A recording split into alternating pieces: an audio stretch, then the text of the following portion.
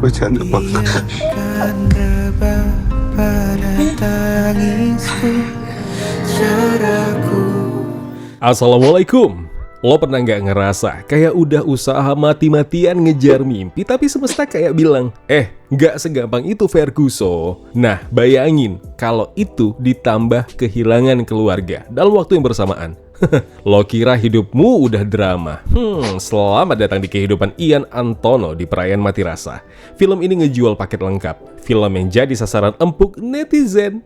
Iqbal, Umay, sabar ya. Kadang mereka tuh ada betulnya.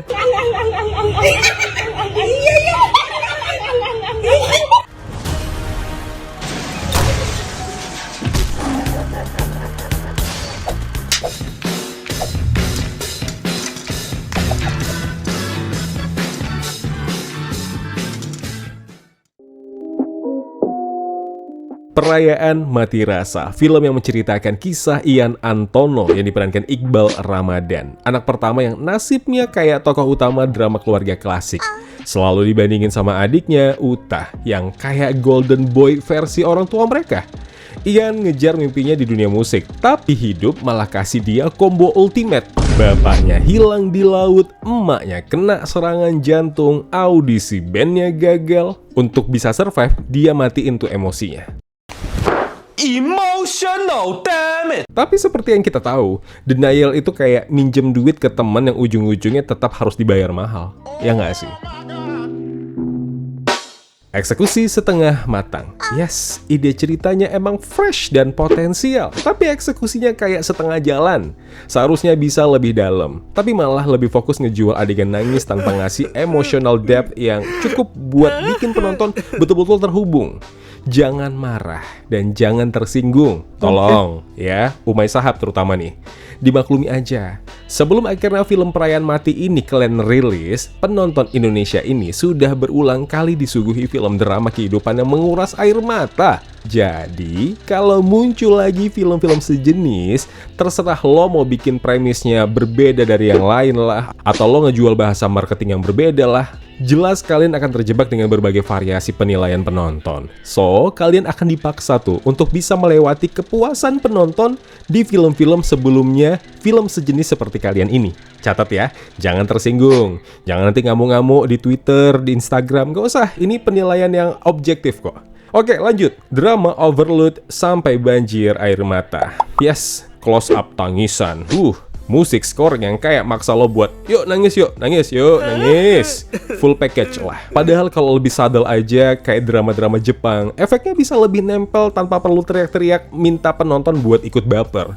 Kemudian kita ngomongin soal karakter yang paling penting di film ini, karakter yang diperankan oleh Iqbal Ramadan. Karakter Ian yang kurang digali. Oke, kalian akan bilang, Iqbal nih yang salah, Iqbal ini yang salah. Iqbal tuh nggak salah. Yang salah emang perannya aja emang mungkin kurang cocok dibawakannya.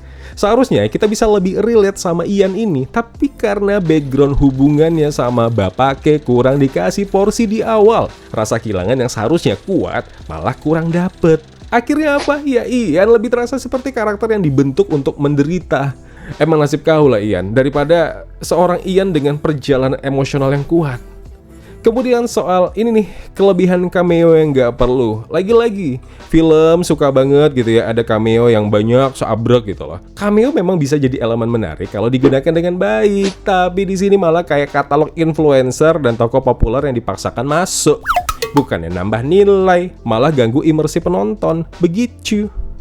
Kemudian soal dialog yang masih butuh perbaikan. Udah ada perbaikan dibanding film sinemaku sebelumnya sih, tapi masih ada beberapa momen yang bikin kita mikir tuh.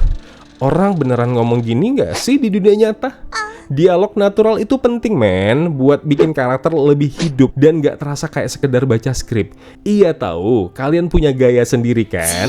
Tapi masalahnya, dengan begitu kalian mengkotak-kotakan penonton. Jadi kalau ngarapin jumlah penonton yang masif, ayo ikutin aja selera mereka. Tenang, filmnya juga ada bagusnya. Visual sinematik yang matang. Dari sisi sinematografi, film ini tampil kuat. Warna birunya, metafora laut, bukan sekedar gimmick, tapi benar-benar digunakan buat ngedukung ceritanya. Tone visualnya konsisten dan enak dipandang. Kemudian acting yang ngangkat film ini. Oke. Kalau kalian ngebully Iqbal Ramadan, aku yang bela.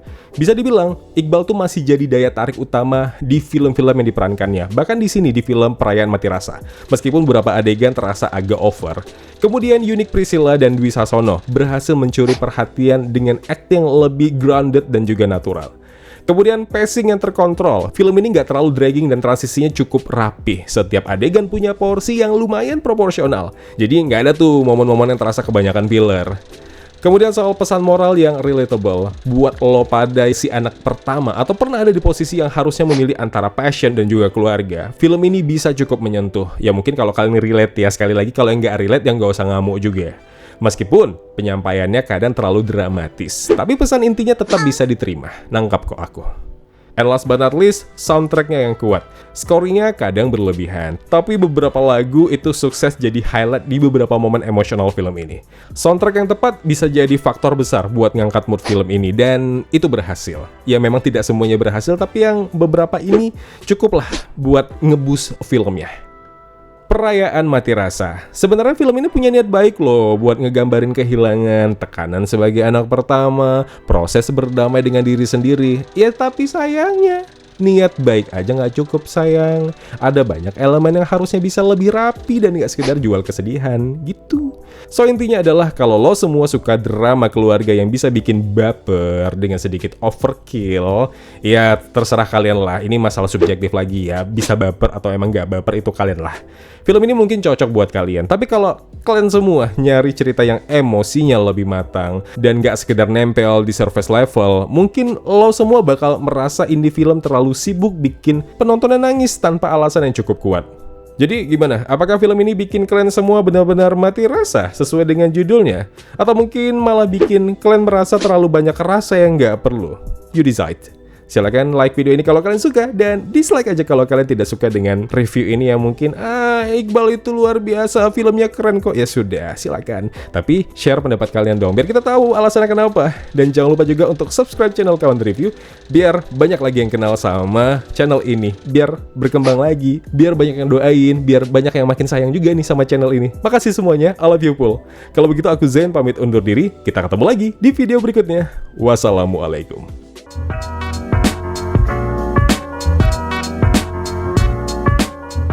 Ya kawan-kawan, terima kasih telah menonton video review ini. Jangan lupa klik tombol like-nya kalau kalian suka, klik tombol dislike kalau tidak suka. Klik juga tombol subscribe dan bel notifikasinya biar nggak ketinggalan review-review film terupdate lainnya. Kalau gitu aku Zain pamit undur diri. Terima kasih, jaga kesehatan, tetap positif, dan jangan lupa bahagia.